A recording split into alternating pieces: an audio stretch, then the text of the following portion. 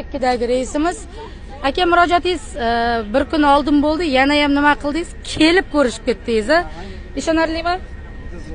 Tavsiya qilsarsizmi? Yolg'on ma'lumot bormi, yo'qmi? Hammasi yaxshi.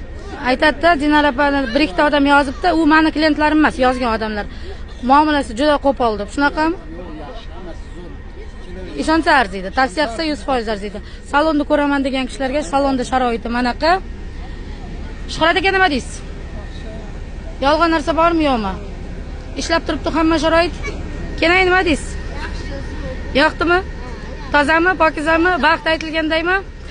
Tak, zakazga bir kun oldin raqam profilda turibdi, Dinara bo'lib chiqadi.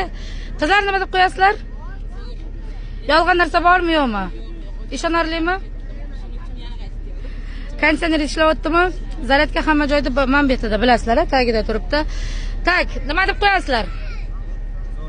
12 ni vaqtimi? Yolg'on narsa bormi, yo'qmi, Abdurash aka?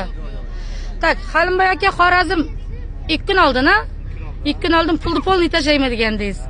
12 ni vaqti. Ishonarlimi? Yolg'on ma'lumot bormi, yo'qmi? Tavsiya qilsa arziydimi? Hammaga tushuntirdim, chegarani.